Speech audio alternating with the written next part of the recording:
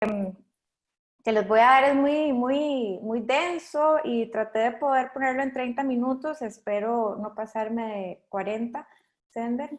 Entonces, voy a compartirles la presentación y bueno, es un gusto y un privilegio poder estar con ustedes el día de hoy, en el Día del Niño, acompañándolos y también sembrando una semillita para todos ustedes y el trabajo con los niños, ¿verdad?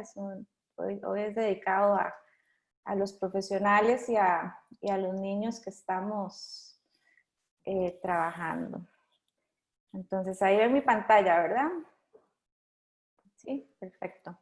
Ok, entonces el tema que vengo yo a exponerles el día de hoy es neurobiología de la crianza y el trauma. Es sabido, ¿verdad?, que los trastornos clínicos se originan en etapas tempranas de la vida debido, bueno, hay teorías, ¿verdad?, que nos indican que es debido a relaciones vinculares y experiencias adversas, experiencias desagradables, experiencias de trauma que están relacionadas a eventos traumáticos y de negligencia en el ambiente en el que estos chicos se desarrollan. ¿Okay? El cerebro es moldeado por experiencias que ocurren a lo largo de la vida. Sabemos que desde que nacemos nuestro cerebro va teniendo diferentes cambios, ¿verdad? Va siendo moldeado de acuerdo a lo que recibimos, las imágenes, por todos los sentidos, ¿verdad? Nuestro cerebro va desarrollándose. Sin embargo, para efectos de esta presentación, ¿verdad? Quiero que sí que quede claro que hay etapas particulares del desarrollo de los niños cuando la experiencia traumática, la experiencia desagradable se da en momentos donde este cerebro es crítico en su desarrollo, inclusive es sensible, ¿verdad? Entonces eso va a depender mucho de la naturaleza del trauma, del impacto del trauma que va a tener en el menor de edad. Es importante saber que la organización cerebral refleja la organización del self. ¿Qué significa esto? Bueno, las emociones humanas constituyen las bases fundamentales que nuestro cerebro utiliza para organizar el funcionamiento, de cómo va a funcionar. Así que la organización del cerebro va a reflejar la organización que tenemos nosotros de nuestro propio yo, de nuestro self. Entonces, ¿cómo se desarrolla nuestro self? Bueno, desde que nacemos, ¿verdad? Está basado en la comunicación de las emociones con las figuras de apego que tenemos en la infancia, llámese mamá, llámese papá, llámese el abuelo, el tío, la figura que estuvo ahí más en contacto con el chico. Y esta comunicación a nivel emocional va a moldear directamente la habilidad del menor de ir organizando suavemente su yo. Entonces, desde ya podemos ver la importancia que es la comunicación de la emoción desde que somos bebés, ¿verdad? Entonces, desde aquí estamos hablando ya de la comunicación, de la conexión emocional. Bien. Ok. Voy simplemente a nombrar aquí como por aspectos de así como de introducción, ¿verdad? Los patrones de apego y crianza. Sabemos que hay 3 estilos de apego, ¿verdad? Que van a depender, vamos a ir formando este apego dependiendo de las relaciones que tenemos con nuestros cuidadores desde temprana edad. Entonces está el apego seguro, ¿verdad? Que es este apego en donde la persona va creciendo con una figura cercana en la cual puede contar, la cual se siente segura, la cual se siente muy seguro al ir a explorar el mundo y volver a él, a esta persona, o si está con temor, esta persona va a estar ahí para este chico. Entonces, en el apego seguro, la crianza, ¿verdad? Se ve, tiene como el tipo de crianza de un chico de apego seguro nos indica que este chico puede autorregularse, puede contar con sus figuras de apoyo para poder sentirse mejor, va a tener un montón de estrategias que le han enseñado estas figuras para poder calmarse, para poder estar en paz, para poder sentirse protegido en este mundo. Luego tenemos el apego inseguro o ambivalente, ¿verdad? Que entonces son chicos que tienen conductas ya en la crianza, un poco como de aferramiento, de resistencia e irritabilidad, y hay poca exploración y curiosidad hacia el mundo, ¿verdad? Son chicos que son muy ansiosos, chicos que tienen mucha rabia, tienen muchos afectos negativos, tienen mucha dificultad en autorregularse ellos solos, necesitan generalmente de los otros para poder calmarse, pero la demanda como lo hacen es muy negativa. Tienen conductas de relaciones coercitivas, demandantes, inclusive externalizadas, ¿verdad? Estos chicos han tenido padres que no han estado en su crianza, no han sido consistentes, ¿verdad? Ha habido una gran inconsistencia, son papás en donde a veces sí estoy para este chico y otras veces no estoy para este chico, o la manera en que me conecto emocionalmente con el chico es completamente inconsistente. Hoy puedo entenderte, mañana no te entiendo, ¿verdad? Hoy puedo demostrarte todo el apoyo, mañana no, y en situaciones similares. Entonces estos chicos comienzan a tener este apego, ¿verdad? Muy inseguro, un apego donde te necesito, pero de pronto no sé si vas a estar ahí para mí, y comienzan a tener conductas de este tipo. Y por último está el apego inseguro, evitativo, que estos, bueno, quiero decir nada más que en el apego inseguro ambivalente también puede darse un estilo de crianza de mucha sobreprotección, ¿verdad? De padres que, que no los dejan explorar, no los dejan salir, no los dejan hacer, tomar decisiones, etcétera. Entonces se crea también este tipo de conductas. En cuanto al apego inseguro, ¿verdad? Evitativo, este es un chico que tiende a tener conductas de evitar, de poner aquí un muro de indiferencia y de sentirse que ellos pueden en este mundo solos. Eso es una defensa, ¿verdad? Que han una capa de afrontamiento, de sobrevivencia que han tenido que hacer porque sus figuras de apego no han estado ahí para este niño. Entonces ha tenido que realmente autorregularse él solito, eh, pero con esta parte, ¿verdad? De mejor me retiro del mundo o de la gente porque la gente me puede herir, o no puedo contar con la gente, no me siento seguro con la gente, no me siento protegido. Entonces son estas personas que se aíslan. Hay indiferencia, hay un afecto sobreinhibido, falta de expresión de emociones negativas, generalmente también sus emociones las evitan, no las dicen para evitar conflicto. Y bueno, al final creo que todos anhelamos tener una conexión con la gente, sin embargo, de acuerdo al estilo de crianza que hemos tenido también con los cuidadores con los que hemos estado, de acuerdo a las relaciones vinculares que hemos tenido, pues ahí va creándose el tipo de apego. La buena noticia que yo le digo a mis pacientes es que el apego puede moldearse, o sea, uno ya adulto, uno puede realmente buscar relaciones donde se dé un apego seguro. Y esto hablándolo en personas que tal vez siempre están en relaciones donde ellas son muy ansiosas y la persona es muy evitativa, ¿verdad? Entonces tienden a caer en este tipo de situaciones y entonces yo lo que les digo es, bueno, podemos trabajarte y que te sientas segura y poder buscar a alguien, ¿verdad?, que te brinde un apego seguro. Entonces esto es muy relevante en niños, lo menciono porque las bases se dan desde bebés, ¿verdad? Desde nuestras relaciones, y estos van a tener una consecuencia cuando somos adultos.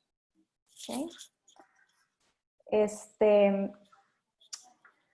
Antes de los 3 años, los chicos que vienen, digamos, con traumas o con experiencias adversas infantiles, lo que podemos ver son niños que han tenido experiencias traumáticas o de negligencia. Hay menores que han sido adoptados y que inclusive han vivido en diferentes hogares de cuidado o foster care, en donde no han tenido buenas experiencias, o inclusive sí han tenido buenas experiencias, pero la inestabilidad de ser removidos de un lugar a otro, eso les genera una experiencia adversa, una experiencia de trauma. Chicos que el embarazo o el parto de la madre ha sido traumático, entonces por ende ellos también lo sufren, como ya es sabido, ¿verdad? Todo lo que siente la madre en su embarazo, pues de alguna manera le está llegando a nivel somático al chico, a nivel de sensaciones corporales. Abuso físico, verbal o emocional durante el embarazo, recibido por la madre por parte de otras personas, o inclusive de la madre hacia este bebé, hacia cuando están embarazadas, cómo les hablan o cómo se expresan a los otros de este bebé si este bebé no es deseado. Y todo eso lo va captando el bebé y va quedando en una memoria que es la memoria implícita en el cerebro. O inclusive después del nacimiento, ¿verdad? El abuso psicofísico, verbal o emocional que puedan haber. Cirugías y hospitalizaciones que hayan tenido, ¿verdad? Hay chicos que han pasado por procesos desde bebés muy fuertes, donde han podido haber quedado mal procesados en el cerebro y haber creado también un trauma. Enfermedades médicas, parto prematuro, etcétera. Algunas de las otras también que es importante ver, ¿verdad? Que los niños pueden venir con, ¿verdad? No todo es como tan evidente cuando tenemos a un chico.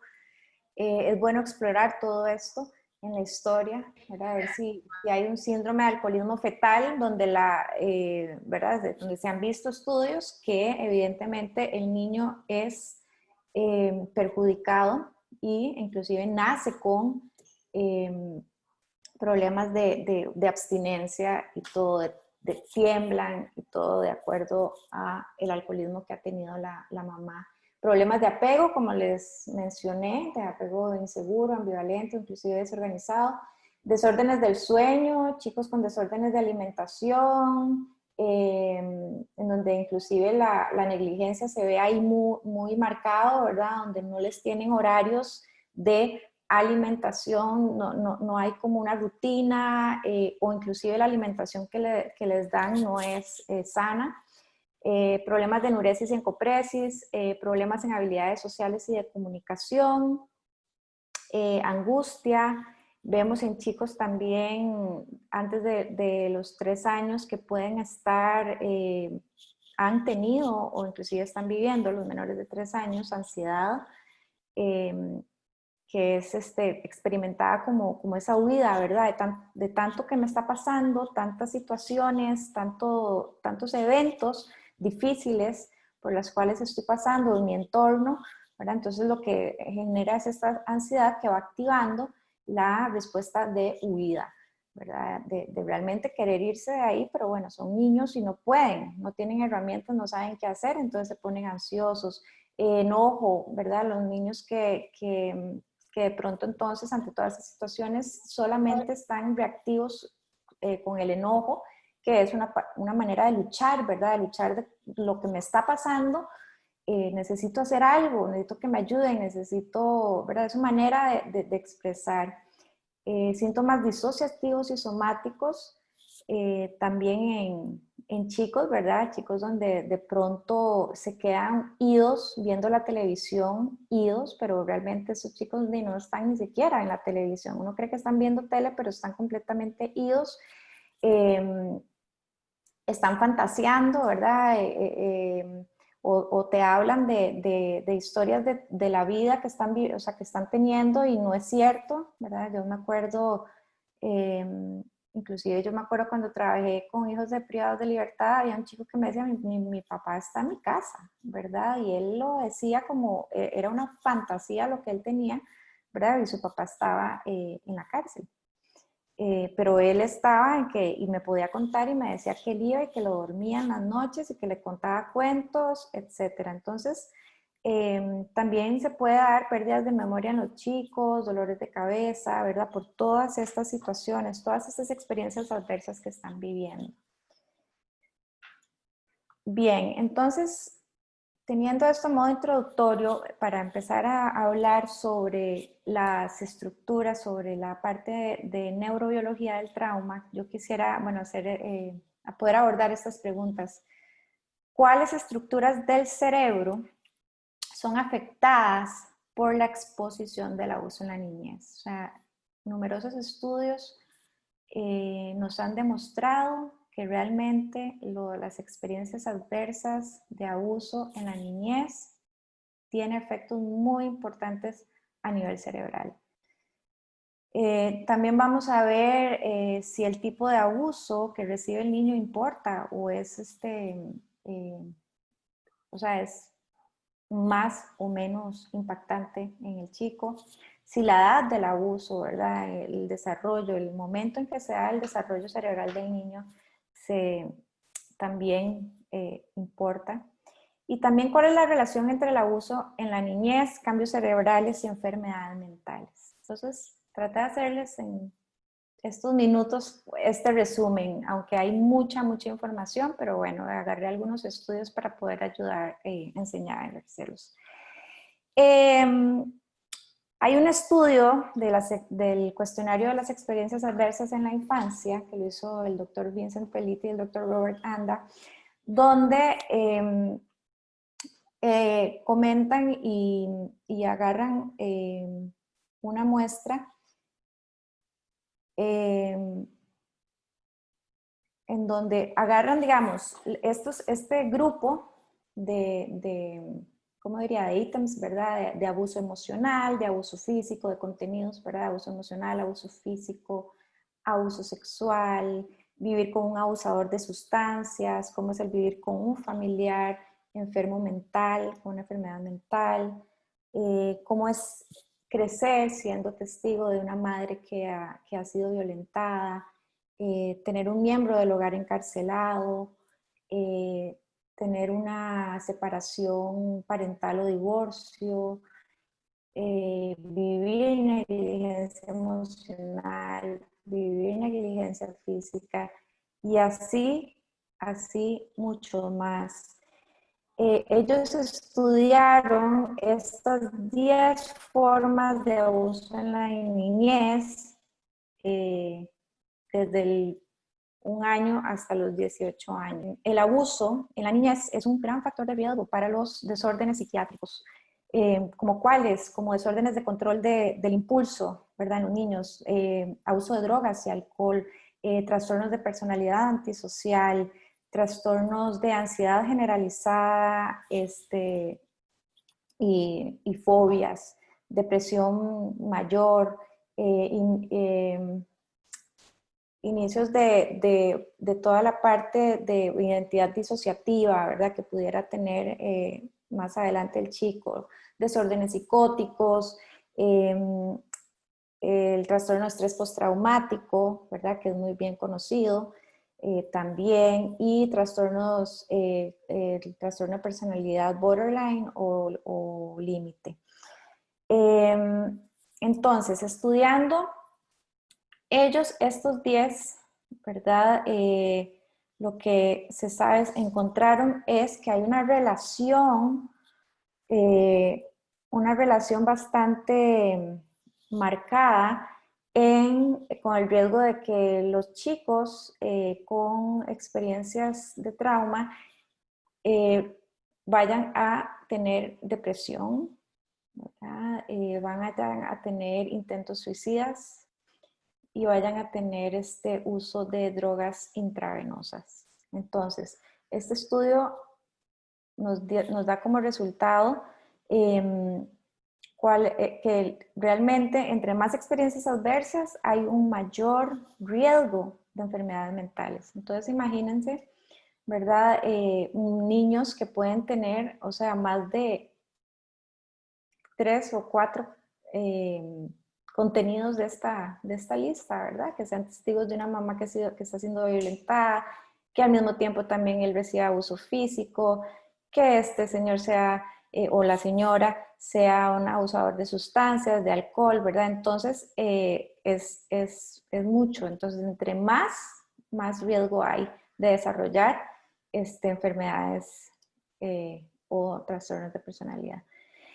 También ellos calcularon el riesgo atribuible poblacional asociado a la adversidad temprana, ¿verdad? Entonces se encuentran que los chicos que tienen estos eventos adversos tienen un 30% de riesgo de generar, o sea, sean 30% en trastornos de ansiedad, 45% trastornos psiquiátricos infantiles, ¿verdad? De tener este tipo de trastornos, 54% de estar teniendo un trastorno depresivo actual y 67% intentos de suicidio, ¿verdad? Entonces, esto es impactante. A mí me impacta mucho estos números, estos porcentajes, ¿verdad? Porque de verdad que desde que estamos, o sea, tenemos que ayudar y ver cómo podemos ayudar a la prevención o inclusive al tratamiento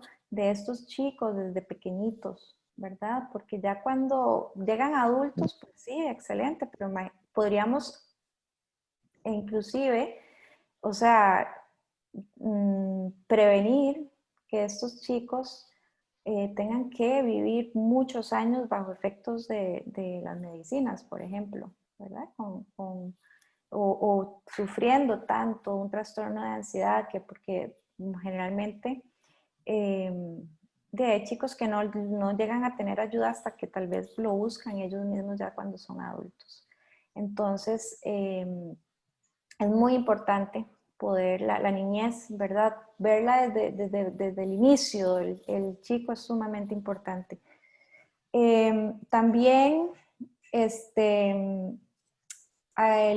50%, hay un 50% de riesgo de abuso de drogas, un 65% de alcoholismo y 78% de droga intravenosa. Entonces veamos cómo los niños, de acuerdo a esto, tienen demasiado riesgo, ¿verdad? Y esto es un estudio que no tiene, o sea, es un estudio muy limpio de ellos, donde limpio quiero decir que no hay ninguna farmacéutica que está ahí como pagándoles, ¿verdad? Para dar, a veces, no quiero decir eso, pero a veces las farmacéuticas influencian mucho en los estudios. Entonces, si pudiéramos prevenir esto desde tan chiquititos y a nivel cerebral, como vamos a ir viendo ahorita, pues vamos a ayudarlos a que muchas de estas cosas no se den en ellos, ¿verdad?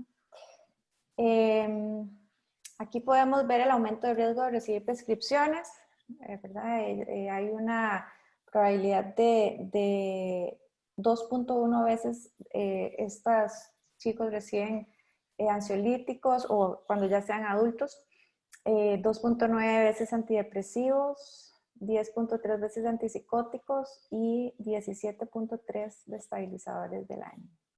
Entonces, veamos un chico, por ejemplo, que no sé, puede venir de 6 años, 5 años, pueden ponerle ansiolítico, y solo se mantiene tal vez en la parte psiquiátrica, ¿verdad? Sin ningún tratamiento a nivel psicológico, y se puede quedar con ansiolíticos, pero esto va a ir escalando, ¿verdad? Porque no se está realmente tratando el fondo de todas sus experiencias adversas, ¿verdad? Y al final de adulto está con estabilizadores del ánimo, ¿verdad? Entonces es realmente impactante. Después, el estudio también arroja que los niños con experiencias tempranas de abuso tienen una enfermedad, discapacidad y problemas sociales, ¿verdad? Se da problemas, ¿verdad? En el neurodesarrollo, que es lo que estamos viendo. Se dan problemas a nivel social, a nivel emocional, a nivel cognitivo. Adoptan comportamientos riesgosos y tienden a tener enfermedades, a tener discapacidad, a tener todos estos problemas sociales con los demás, ¿verdad? Hay una parte en donde no logran ser personas estables, ¿verdad? Y hay también una correlación con muerte prematura. Duran 20 años, o sea, 20 años menos que una persona que no tenga experiencias adversas en la infancia. Eso también lo encontraron. Entonces, el abuso en la niñez está asociado con efectos muy marcados en la morfología, en la función y en la arquitectura de las redes neuronales. La naturaleza o magnitud de estos efectos va a depender, como les dije, del tipo de etapa del abuso durante el desarrollo cerebral sensible del niño. Ok, entonces, vamos a comenzar con el cuerpo calloso, ¿verdad? El cuerpo calloso se ha descubierto en estudios donde el cuerpo calloso es potencialmente vulnerable al impacto de la exposición de altos niveles de hormonas del estrés,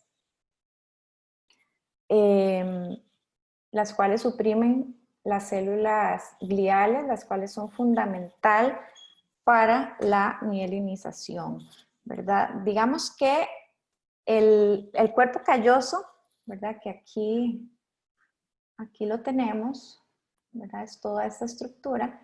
Es como la autopista de la información, ¿ok? Del cerebro. Es como una autopista que va a conectar el hemisferio derecho con el hemisferio izquierdo, ¿verdad? Es sumamente importante porque puede conectar de un lado la corteza somatosensorial y del otro lado la corteza olfatosensorial. Entonces, esta autopista tiene que interconectar a estos dos lóbulos, ¿verdad? Cuando no hay una conexión, cuando esta autopista se parte y no logra una conexión, pues ahí empezamos a ver alteraciones.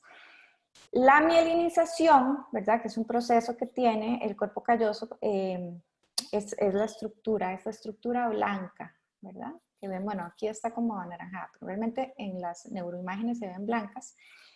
Y es la que facilita esa neuroconexión y la que ayuda a tratar de mantener la homeostasis en el cerebro, ¿verdad? De que estemos estables, por decirlo así. Dan un soporte, dan una protección a las neuronas y también facilitan que la conexión de las neuronas salten de un punto a otro de una manera sin tanto...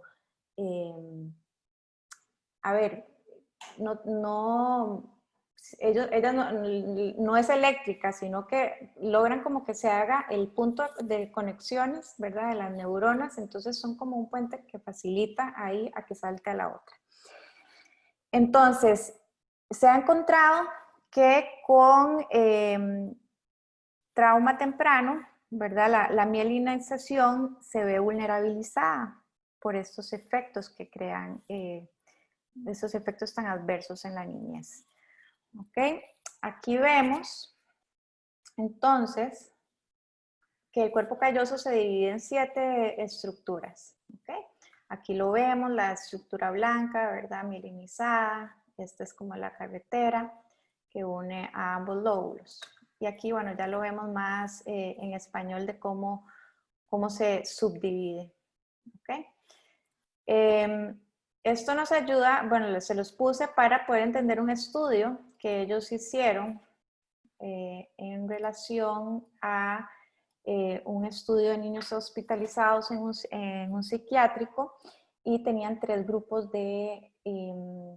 tres grupos para investigación. Un grupo tenía una historia de abuso y negligencia comprobado por el área de trabajo social. Otro grupo sin historia de abuso, sin historia de negligencia. Y otro grupo control sano. ¿Okay? Entonces, ¿qué hicieron aquí? Bueno, empezaron a investigar la parte del abuso físico, abuso sexual, negligencia y presencia de trastorno de estrés postraumático o sin presencia de trastorno de estrés postraumático. Aquí vemos las siete regiones del cuerpo calloso, ¿verdad? Y entonces, ¿qué es lo que se encuentra? Bueno, encuentran que hay una gran reducción en una porción de la mitad del cuerpo calloso, que aquí es donde quiero enseñárselas en esta imagen, ¿verdad? Este es un cuerpo calloso sin trauma temprano, y este es con trauma, con negligencia, con abuso. Entonces podemos ver cómo hay una gran reducción en el grosor. ¿Ok? Entonces, ¿cuáles factores fueron importantes, digamos, en este estudio? En este estudio, lo que lograron ver es que en los hombres, lo que más les afectaba a los chicos fue la parte de negligencia. Entre el abuso físico, abuso sexual y el estrés postraumático fue la negligencia. Y en las mujeres, el abuso sexual. ¿Okay? Entonces, este es un factor importante, el abuso sexual y negligencia, que afecta al grosor del cuerpo calloso. Y vemos cómo, bueno, los hombres con un 40%, fue un 40% de más de reducción del grosor, y las mujeres un 20%. ¿Ok? Bien. Espero que hasta aquí vayamos bien. ¿Ok? Bueno, aquí ya esto lo dije. Se han hecho varios estudios donde han logrado realmente demostrar esto que les estoy comentando. Ok. Entonces, luego hay un estudio, quiero ver aquí nada más, ay, no, perdón. Los periodos sensibles, ¿verdad? Aquí vemos el desarrollo, vemos a cuatro chicos, ¿verdad? Diferentes edades. Los periodos sensibles en el cerebro están presentes durante toda la niñez, pero diferentes regiones del cerebro se afectan en diferentes momentos, como les he dicho. Los efectos de la exposición adversa de negligencia es compleja y puede marcar diferente de un individuo a otro. ¿Ok? Entonces eso también es importante. Como todos los pacientes que vemos, todos son diferentes. No podemos, como decía Mariano, ¿verdad? En estados que dicen todos fitting en el mismo, en la misma talla, no. O sea, cada uno es diferente, y eso es muy importante como terapeutas poder entender.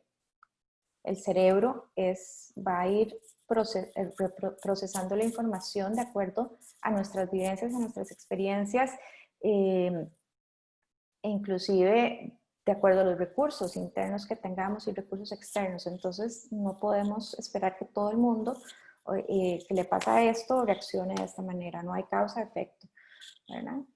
Aquí vemos el hemisferio izquierdo y el hemisferio derecho, ¿verdad? Entonces, ¿cuáles son las consecuencias en estos hemisferios? Bueno, hay un estudio de Fred Schiffer que hizo, es un psiquiatra, y él decide hacer un estudio en adultos para medir la actividad cerebral en ambos hemisferios. Y y lo que les pidió, ¿verdad?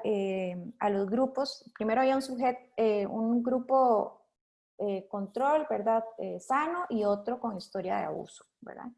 Entonces les pidieron que trajeran a su memoria un recuerdo neutral de su niñez, ¿verdad? Que no hay como perturbación ni tampoco, o sea, un recuerdo sin mucha, normalito, como, ¿verdad? Y una memoria desagradable de la niñez. Entonces, en el grupo sano, por decirlo así, pues la activación fue como muy en ambos hemisferios, ¿verdad? Se conectaron y fue como normal, ¿verdad? Como estable. Y en los chicos con abuso, en los adultos con abuso, perdón, había un aumento en la actividad muy considerable de estos hemisferios, de ambos hemisferios. Sin embargo, esta alta activación, que es lo que demostró que, bueno, ambos hemisferios estaban casi como trabajando, siendo autónomos, ¿verdad? Sabemos que para uno estar estable emocionalmente, nuestros hemisferios derecho e izquierdo tienen que trabajar como en equipo y estar siempre como sintonizados, ¿verdad? Que eso es lo que nos ayuda también un poco el cuerpo calloso a hacer. Sin embargo, con la gente con trauma, los niños con trauma se encuentran que son dos hemisferios que son casi como separados, ¿verdad? Hay una deficiente integración entre ellos, lo que puede explicar la dificultad en niños con bastante experiencias adversas que en terapia no puedan narrarnos lo que les pasó, ¿verdad? Porque hay una parte del hemisferio en donde no está activo. Y por eso tienen una fuerte respuesta emocional, ¿verdad? Esto es mucho de Bessel van der Kolk, que es un autor hermoso donde tiene un libro que se llama ay, se me fue el nombre, El cuerpo lleva la cuenta, ¿verdad? De él, que se los recomiendo montones. Entonces, los hemisferios de gente con niños con trauma se cambian de uno al otro muy rápidamente, hacen como un switch del uno al otro. Entonces, esto puede también explicar a la gente que que desarrollan un trastorno límite de personalidad, ¿verdad? Porque de pronto pueden ser súper racionales y todo, y de pronto, ¡pum!, switchean o hacen el switch a ser completamente emocionales, ¿verdad? Que uno dice, o sea, ¿qué pasó aquí? ¿Verdad? Entonces, eso es lo que está pasando ahí. Bueno, después se ha encontrado que el hemisferio derecho, el trauma temprano, está en la memoria implícita, ¿verdad? Los niños no se acuerdan a los 2 años, al primer año, inclusive durante el embarazo no se acuerdan qué es lo que les pasa, no lo pueden verbalizar, ¿verdad? No, inclusive no se acuerdan. Y esto es por lo mismo, porque el cerebro todavía no se ha desarrollado completamente, está en su proceso, pero entonces queda en esta memoria implícita que les había hablado. Y esa memoria implícita, ¿cómo viene? Viene con el cuerpo nos empieza a hablar, empezamos a somatizar. Entonces, se ha demostrado que hay grandes asociaciones a fatigas crónicas, a trastornos somatomorfos y trastornos de conversión, ¿verdad? Cosas que uno a veces no se explica y uno dice, ¿pero dónde viene esto? Viene siempre, es bueno ir y explorar esta memoria implícita. Después, la exposición en estrés temprano va a generar genera un efecto neurobiológico en las moléculas, en donde es normal que se dé un desarrollo de neuronas adaptativas que nos preparen a nosotros para sobrevivir y para poder predecir lo que es peligroso o no. ¿Qué quiere decir esto? Que nosotros tenemos la señal en nuestro cerebro, que es la amígdala, es la señal de alarma, es la señal que nos dice, aquí hay algo malo, aquí hay una amenaza, ¿verdad? Entonces todos tenemos esto y todos a nivel fisiológico tenemos 3 respuestas naturales que son lucha, huida o congelamiento, ¿verdad? Esas son las 3 respuestas. Entonces todos tenemos esto. Lo que pasa es que luego el cerebro a veces aprendemos a defendernos de lo peligroso, pero a veces también de acuerdo a cómo nos fue nuestra crianza, también así va a ser nuestras respuestas de esta amígdala, de acuerdo a lo que es peligroso o no, ¿verdad? Si una mamá vive atemorizada, un papá, ¿verdad? Que no salgamos, ¿no? Qué miedo, ¿no? Que lo otro, la amígdala de este niño va a empezar a ver que el mundo es peligroso, ¿verdad? Cuando la amígdala de un chico que explora y todo lo que le dice, no, o sea, eso no es peligroso, ¿verdad? Entonces, aquí ¿cuánto me queda, Sender? Es que necesito ver así como para, no llevo El tiempo se acabó. No, todavía no. Hace como 5 minutos, hace No, pero como 10 minutos. empezamos tarde, ¿no? No, aún así, aún así. Bueno, ya voy a irme soplada porque es súper importante. Me saltaré algunas cosillas, pero vean, este es el estímulo, esto es de acuerdo a Joseph Ledoux, el estímulo emocional va a entrar, ¿verdad? Entra a la amígdala, esta es la amenaza de vida, afecta a la amígdala, ¿verdad? Esta amígdala tiene la corteza prefrontal medial que va a ayudar a regular la respuesta de la amígdala. Ayuda, ¿verdad? Y el hipocampo es una estructura que también trae las memorias contextuales que tenemos nosotros de las circunstancias que hemos vivido y va también a ayudar a regular la amígdala. Y después la amígdala va a hacer toda esta parte de seguir mandando la información al hipotálamo y la pituitaria, etc. Y esto es un poquito, un poquito que les quiero explicar aquí muy rápidamente. Cuando la amenaza entra el tálamo, ¿verdad? Pero el tálamo de aquí se puede irse o a la corteza prefrontal o a la amígdala de una manera tan rápido que la persona ni siquiera es consciente, ¿verdad? No logramos regularnos ahí en ese momento. Entonces, estos son dos procesos que pueden ocurrir muy rápidamente, ¿verdad? Puede venirse aquí por la parte de corteza prefrontal y ahí irse al hipocampo, donde el hipocampo también ayuda, ¿verdad?, a poder regular la amígdala y después, es un poquito lo que les dije en la pasada, poder hacer todo su proceso del hipotálamo, ir a la pituitaria, a los niveles de cortisol, ¿verdad?, que tienen mucha influencia en la parte esta de la amenaza y el locus coeruleus. Entonces, son procesos que se dan cuando el trauma se queda en la persona, ¿verdad? Generalmente se queda aquí, es como una huella del miedo, que llamamos, ¿verdad? Entonces queda en la amígdala y impide que haga los demás procesos, ¿verdad? Que tienen que hacer. Entonces, por eso es importante, pues, entender el proceso del cerebro, de qué es lo que está pasando ahí.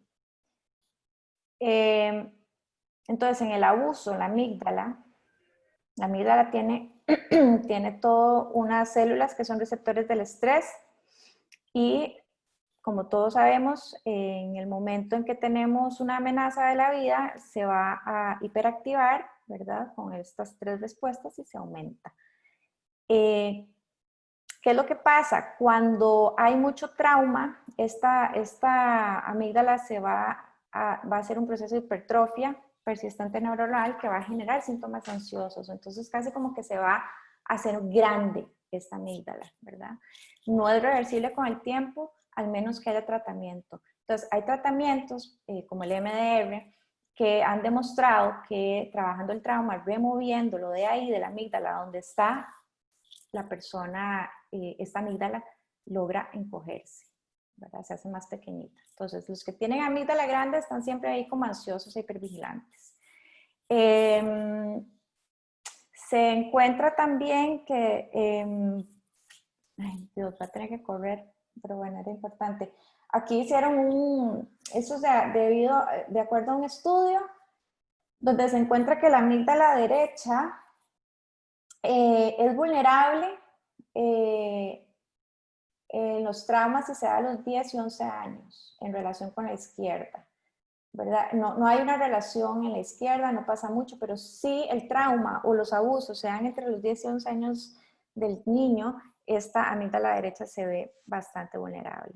Y la amígdala izquierda es mayormente vulnerabilizada, o sea, tiene un mayor impacto cuando en el infante, desde que nace a los 18 meses, ¿verdad? Porque aquí vemos toda la cuestión del apego desorganizado, de la comunicación, si hay una comunicación disruptiva también. Y a mayor exposición va aumentando este volumen. ¿Okay? Entonces, se han demostrado estudios donde dicen que hay dos tipos de amenaza de vida críticas en el desarrollo, ¿verdad?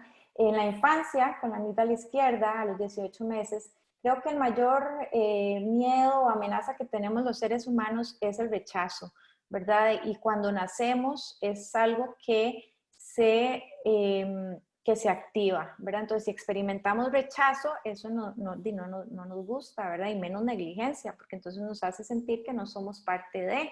Entonces, la amígdala izquierda se ha asociado que tiene una gran relación de impacto con esta edad temprana.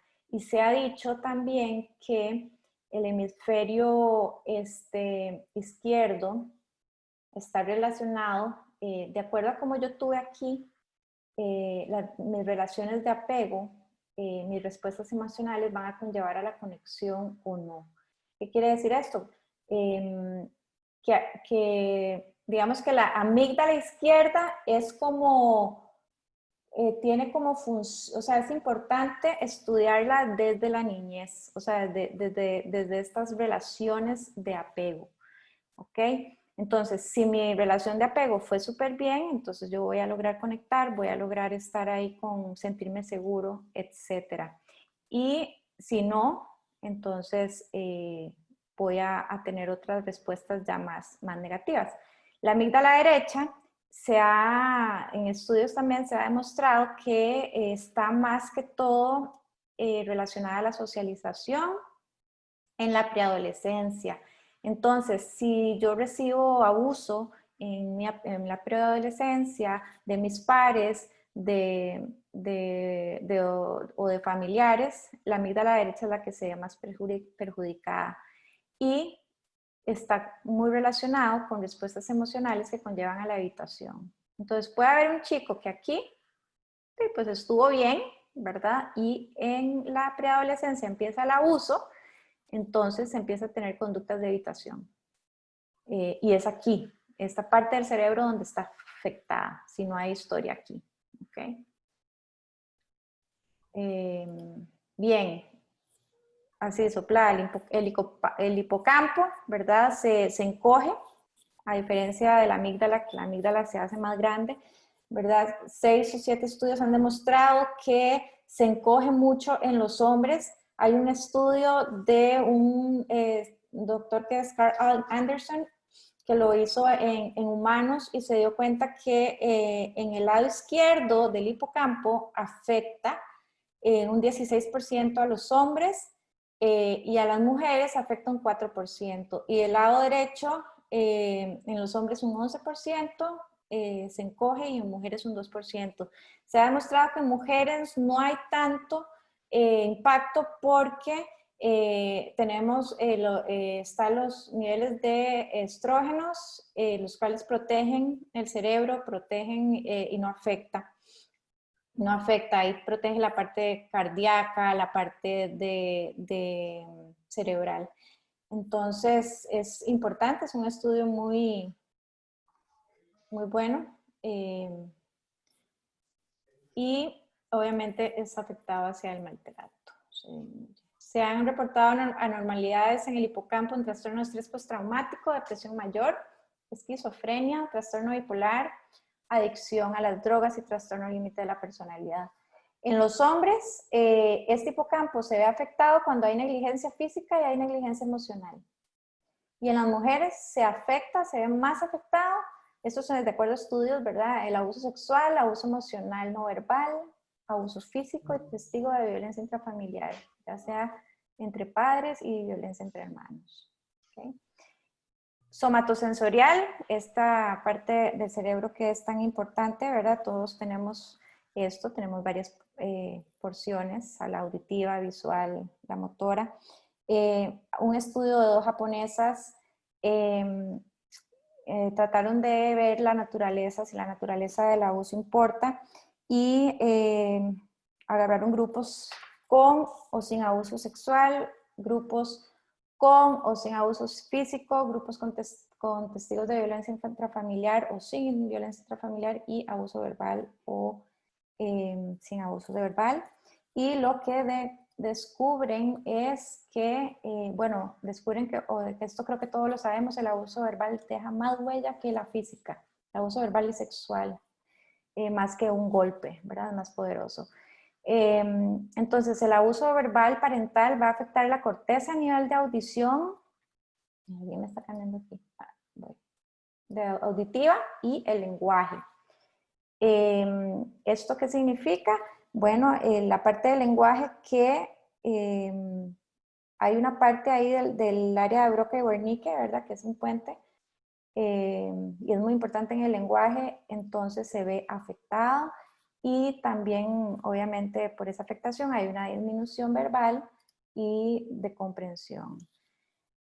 En testigo de violencia intrafamiliar va a afectar la corteza visual y límbica. La corteza límbica, ¿verdad? Nosotros vamos haciendo respuesta emocional de acuerdo también a lo que observamos. Entonces, la parte límbica nos enseña que si yo veo que mi mamá reacciona de tal manera, yo voy a reaccionar también así, ¿verdad? Son como los patrones. Entonces, se vio que en violencia intrafamiliar esta parte límbica da problemas, dificultades, ¿verdad? El abuso sexual infantil afecta la parte de la corteza visual y se demuestra en las mujeres que hay un área, en el área genital y de clítoris se reduce el grosor de la corteza somatosensorial y esto puede explicar mucho por qué las personas tienen ciertas disfunciones sexuales, ¿verdad? O las que no sienten, ¿verdad? Sí afecta esta parte somatosensorial. Y ya por último, para ir terminando, el circuito de recompensa, que es sumamente importante, todos lo tenemos, así como la amígdala, así como aprendimos a que esta amígdala, a que podemos defendernos del miedo, también aprendimos, bueno, tenemos esta parte de buscar recompensa, ¿verdad? Aquí les muestro el cerebro. Y Techer es un gran investigador, nos dice, no anticipes a ser recompensado, espera ser maltratado.